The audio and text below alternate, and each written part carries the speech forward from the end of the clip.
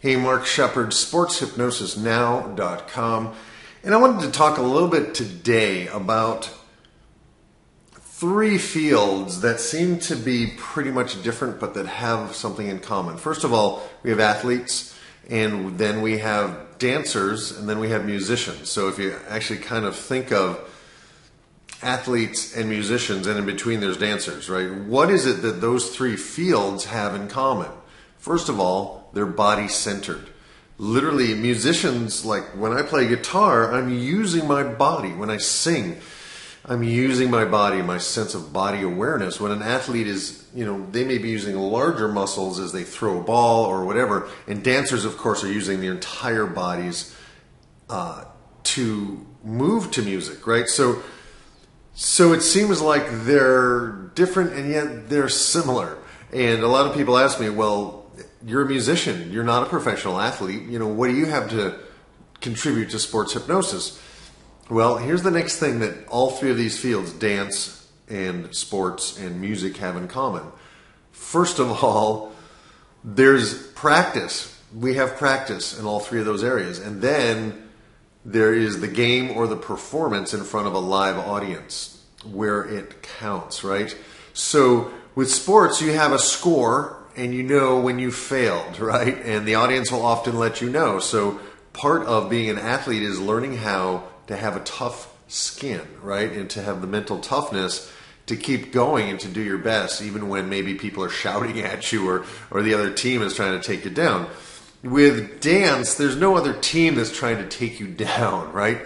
But the perfection, the level of precision and perfection of how you move your body, and the difference between rehearsal or practice and the live performance, very similar to game day for athletes. Musicians, same thing. There is, you can practice all you want. I was fine in my living room. I was brilliant in my living room as a performer, but no one was there listening. So eventually, as a musician, you have to get out where people can hear you. And that changes the game. It's a game changer, and it's all what's going on in your mind for both sports, dance, and music. The other piece is that as athletes and musicians and dancers are experiential learners, they tend to be less book learning driven, and they have to try it with their bodies, right? They have to literally do something with their body in order to learn it. The other thing that's very similar is that both in sports and dance and music, we often have a coach. We have a teacher, we have a conductor, we have a director, we have a choreographer. We have someone else who is kind of helping to guide us. And that's really helpful. And one of my biggest challenges was I was not very coachable. And I had so much pain about criticism that I had to kind of pull back and learn as best I could on my own, and it wasted a lot of time. So really, as an athlete, as a dancer, as a musician, we need to also develop the ability to be coachable, to be trainable, to be able to take feedback so we can continually improve. And I love to tell my regular hypnosis clients, listen, I don't fix you, I'm a coach, right? I can't go into the game and shoot the basket for the basketball player, right? And basketball players get that, which is why I love working with athletes, is because they realize that the coach can serve a purpose and help them get where they want to go faster, easier, better, but ultimately they have to do it themselves. Same with dancers. The choreographer, the director, the dance teacher can't go and do the dance for the dancer. The conductor can't, in an orchestra, can't be playing all those instruments. He has to, or she has to lead, and it's up to the individual practitioner, the individual musician, the individual athlete, the individual dancer to perform, right? So ultimately it comes down to, it's a team sport, it's a team event, it's a team activity, but then it also comes down to your own personal responsibility.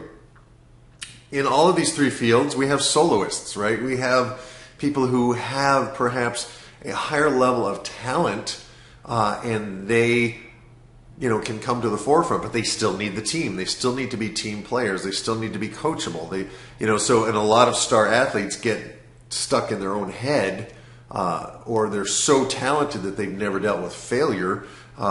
Same with musicians, same with dancers. These are very similar fields.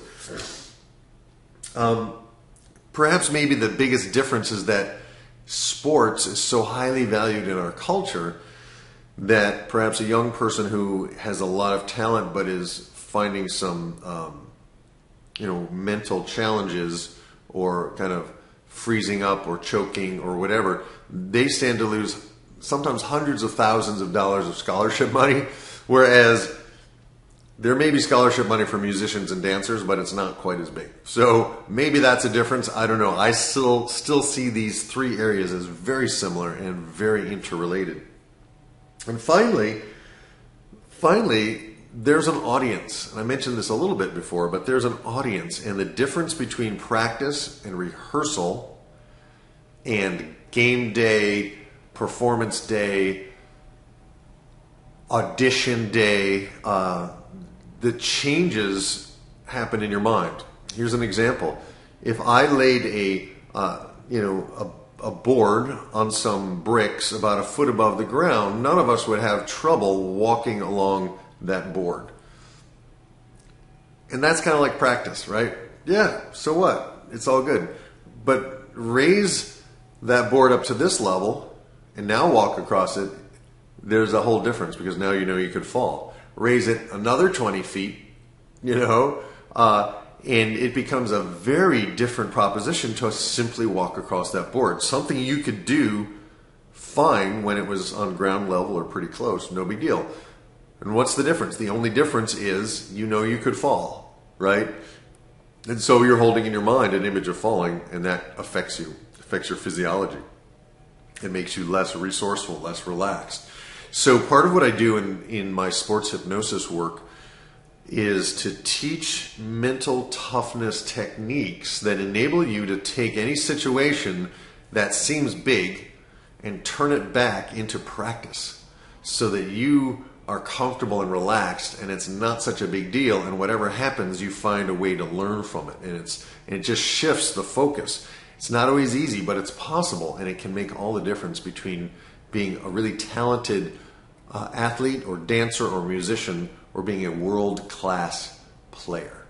So those are quick thoughts today about sports hypnosis. Mark Shepard, sportshypnosisnow.com. And remember, the most powerful muscle in your body is the one between your ears.